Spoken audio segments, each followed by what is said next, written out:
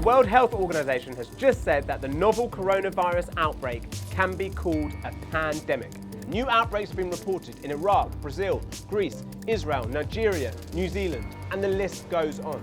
There are now more new cases being reported daily from outside China than inside. But what is a pandemic? And why are the WHO only calling it one now? In this video, we're going to look at what that means and if it actually changes anything.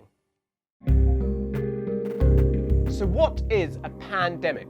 The word itself comes from the Greek for all and people, but that doesn't mean it has to affect literally every person on the planet.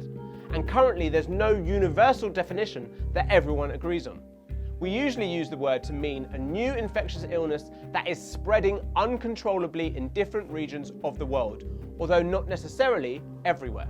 And although the WHO has said people can call COVID-19 a pandemic, they don't give official classifications to illnesses themselves. Pandemics as such are not declared. This is a characterization or a description of a situation. And the DG has said it is not a change in what we do. It is not a trigger for anything other than more aggressive, more intensive actions. So why has the WHO only now called COVID-19 a pandemic? Going by the common definition, the coronavirus has some characteristics of a pandemic. It's a new virus and was unknown to science before December last year, and it's spreading rapidly across borders in multiple continents despite efforts to contain it. So it certainly appears to meet those criteria. But the WHO was reluctant to use the word pandemic until March the 11th. That's because although the virus spread to different regions, the majority of cases could be linked back to a source. If we say there's a pandemic of coronavirus, we're essentially accepting that every human on the planet will be exposed to that virus. But now the WHO has used the word pandemic because in the past 2 weeks, the number of cases outside China has increased 13-fold and the number of affected countries has tripled. But they were quick to urge caution in using this word. Pandemic is not a word to use lightly or carelessly. It's a word that, if misused, can cause unreasonable fear or unjustified acceptance that the fight is over. It's important to note that the word pandemic doesn't tell us anything about the severity of the virus, just the spread. Take mortality rates, for example. The WHO has put the global death rate from coronavirus at around 3.4% of those it infects, and that number also changes depending on which country you're in. So far, more than 4,000 people have died from the virus around the world. The mortality rate from Ebola was around 50% and it killed 11,000 people. Yet Ebola was never defined as a pandemic as it was mostly within West and Central Africa.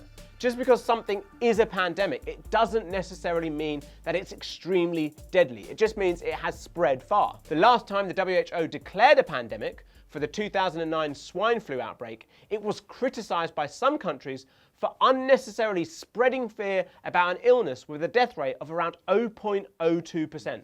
I have spoken consistently about the need for facts, not fear. Using the word pandemic now does not fit the facts, but it may certainly cause fear. This is not the time to focus on what word we use. The WHO does have a pandemic preparedness plan, a guide for countries on what to do. It says governments should be ready to fully mobilise healthcare and make safety equipment and medical supplies widely available and distribute it where necessary. Take Victoria in Australia, for example. In their worst case scenario, they say they're ready to potentially lock down whole cities and close schools. They anticipate up to 40% of the entire country's workforce could be sidelined by the virus. They even say these effects could last up to a whole year. And in the UK, the government has an emergency plan which could shut down public transport and stop mass gatherings and events. But again, these are plans for the worst case scenario. Most countries are already taking huge steps to try and stop the virus's spread through quarantine and restricting travel. And most countries advise that anyone who thinks they may have come into contact with the virus to self-isolate until the incubation period passes. And that's currently thought to be around 14 days, although scientists are still unsure. Some people argue that labelling COVID-19 as a pandemic doesn't actually mean much, as it's already being taken seriously anyway, and wouldn't really change how countries are responding at the moment. I think it's just a term, and it probably isn't going to make what we do different. The major risk of the virus spreading out of control comes from it infecting those in countries which do not have advanced healthcare systems. Those places would be less able to cope with an outbreak and less effective at quarantining and controlling infection. That's when the virus could spread rapidly and the death toll could spike. And it's a situation the WHO desperately wants to avoid. We're not saying that the world should move from containment to mitigation.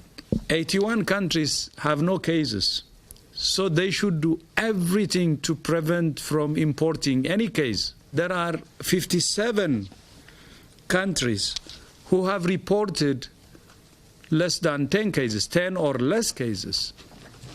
They can cut it from the bud. So there you have it. That's what a pandemic is, why the coronavirus has now been declared one, and what it all might mean for how countries tackle the virus as it spreads. Let us know if there's anything you want to know in the comments below. And don't forget to like and subscribe Channel 4 News to stay up to date with the outbreak.